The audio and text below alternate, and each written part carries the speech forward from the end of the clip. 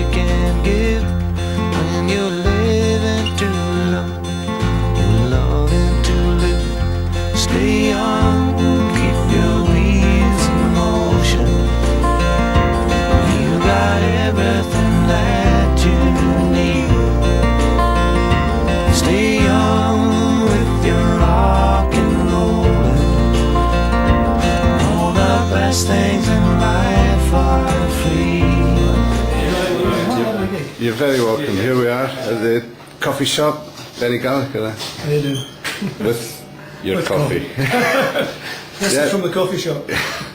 It was a nice gig, eh? It was lovely atmosphere. 30 people, everybody knows the songs, and you stimulated a lot of communal singing and everything as well. Well, that works for me. Yeah. I've always loved that sort of thing in gigs. And in fact, I used to hold a ceilidh in Boxing Day in a house, and some would be professional and some would be non-professional musicians. One of them, a friend of mine, is What's Next Tradition, and when he starts playing, all the professional musicians say, "Is this a wind-up?" He's a fantastic player. Right. So he retires in 14 months, and we've done one album together. He's been out playing with me, and somebody booked us because we did Pershirando Festival, because he's up there singing with me and playing. Yeah, is this and I love that when it breaks down the barriers, you know. Yeah, is this a new lease in life? Is it? You've rediscovered that you don't have to have that big production all around you to go and do stuff. I don't have to deal with the music industry. I can do all this without it, and with the Yeah. internet and everything, I can do it on my own terms. And last year I went right around the UK, and then I did South and Southwest, and then went to Byron Bay Blues Festival, come back and went around the UK again. And this year I've started it again. Probably next year I'll do Australia and New Zealand again. Great. And it's just lovely. Yeah. It's partly seeing friends. You fall into good company every night, and it's old friends as well. You know, and that's the thing about this kind of gig. Yeah. The people come out to listen. They're there to hear the music, and they want to be involved too. It's an extraordinary life yours, Benny. When you must look back at it and think, God, it's like a rainbow's trail looking back, isn't it? In a way, Graham and I talk about it often, because I mean, When I'm Dead and Gone's 40 years old, and it still gets radio play. Yeah. And the last cover, I think, was Status Quo, so it's been a real selection of people that have recovered it, Phil Everly, right across the board. One band called Fury in the Slaughterhouse, German heavy metal band. It's a great version. They use a John Bonham sample, and it's great. But to me, that's what we said. I can't believe it. The airplay and the affection for the songs. You must have seen more than one trend come and go, though. I mean, at that time, I can remember it being there and thinking, that's a great sound. What's that all about? A bit later on, I found out, that's blues, and there's some country in there as well. So now, a lot of that's come back to the fore, and they call it Americana now as well. But there it was 40 odd years ago. What was it that you were tapped into at that time? When we started? Well, it was everything. It was like Carole King, Jerry Goffin. There was a folk revival, wasn't there? Dylan. Yeah. And when we left McGuinness Flint, it was a deliberate thing to peel it all back just to the two of us. So we'd go out with about 10 instruments like banjo, mandolin, accordion, selection of guitars, and I played the keyboards, and we just experimented on the songs, and then gradually built up the band. Yeah. And at that time, was there a record company came along and recognised the songs and wanted you to do that? It was that was the really fortuitous part. We went to London, signed a contract. It wasn't worth the paper it was written on. Okay. And was stuck for a year. And then we got invited to meet this guy in Radio Caroline House. And we get in there, and he's got a big artful hairstyle, and there's a pattern moustache, and he's one desk, no furniture, and a Revox tape recorder. And he said, this is going to be huge, but I can't tell you, there's a big publicity thing in 2 weeks. And we thought, really nice guy, but we don't know what we're signing up to. And we passed on it. And 2 weeks later, that was the launch of Apple. And that was Terry Doran. And God bless Terry, he heard the next set of demos and said, I'm still interested. And signed us. And Apple was an amazing experience, because no other publishing company's got a resident inventor. They just completely changed the face of publishing. And Paul had just done those were the days, 6.5 million copies it sold. And he wrote to all the Apple writers and said, I want an Apple writer to write me his next single. So we chucked a song in, and he liked ours and picked it. And then he outwrote us, but we were on the B-side, so it was major credibility for us as new writers. They were great at that, and you get invited to the studio to listen to the recording. And I mean, you hear stories of the Apple times, because it was young boys, wasn't it? Oh, yeah. It was all kids that Yeah, just had a new idea about how everything should be, apart from the music business.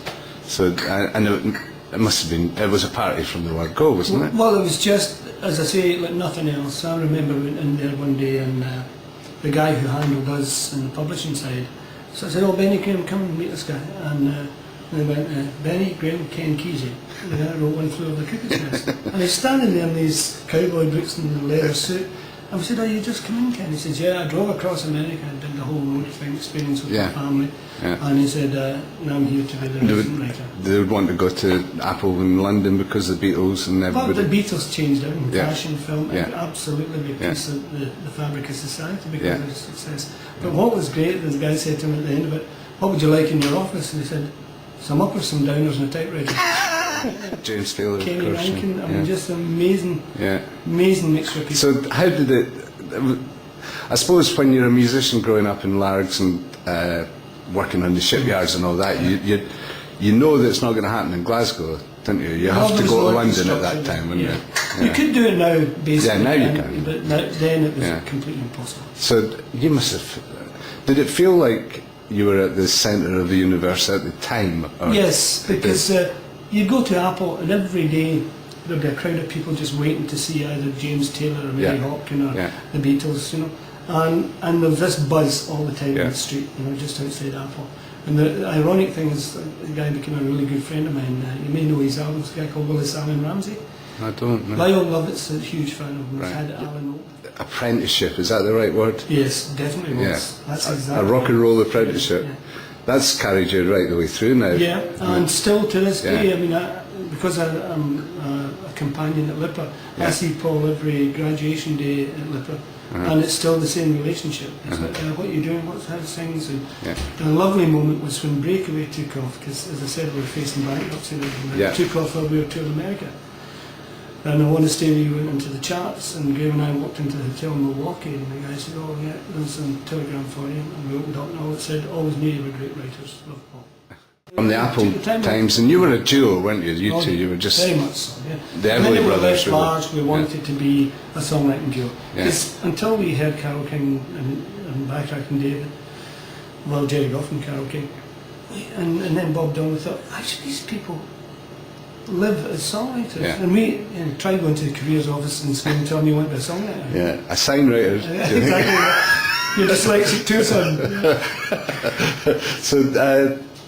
So these days, Gallagher and Lyle, is that? I mean, it's Benny Gallagher on the road carrying the songs at the moment. But do you both do that, or do you both play together? We wrote a song for about 3-4 months ago and sent it to him, and he really liked it. Yeah. But the problem is with the way the record industry is now. Everybody talks about the music industry is in trouble. The industry side is music's not. There's great young songwriters out there, and the focus is always on the troubles of the record company or the publishing companies. The fact is that music's alive and well, and they all forget that the troubadour came before the publisher or the record company, and that's a healthy state at the moment. Yes, but what is difficult, I would say, is the actually getting into the mainstream from the. Well, that's exactly what I was saying about Art Garfunkel. He loves the song, but he's looking at the record label and think, "Am I being silly here and doing a major deal rather than doing it myself now?" Because there's an argument to be said. You cut your sales, but your profit margin's higher, so you can survive and you can easy to contract. How about Gallagher and Lyle then? Are you going to end up going back on the road? We don't know. We'll never decide to go on the road. A definite thing. It will happen or it won't happen. Graham's nervous about remembering lyrics, and he's not done a lot on the road. I don't know how you people actually keep all those lyrics in your head anyway. Well, I used to drive Graham crazy. I don't write them down at all, because he writes everything down. But we actually, there's a thing about left and right brain theory in songwriting and art, and basically the left brain makes less, the right brain doesn't. And we were almost like cut down right so that's your, as characters, and we didn't even spot it. But no, Apple gave us back all the copyrights, even the active ones, which is lovely, and the only publisher ever to do so. And did you give them back your wages? No.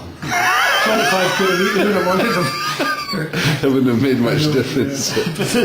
No, they were absolutely lovely. I discovered this song, and Graham I was around at Graham's last Sunday, and he said, "Do you remember why we wrote that song?" I said, no. I said, Apple asked us to write a Christmas single for Ringo, Yeah. and we wrote this song. And I've rediscovered it and reworked it because it was a wee bit cheesy in the demo they did. We didn't do the demo. And Graham's really interested in recording it. Whether I do it on my own or whether he's got interest in this song again too. Yeah. And it really was like discovered. We knew the title, we couldn't quite remember it because, as I say, it was in 1968, 69. Yeah. Just as well they had a demo so we could hear it.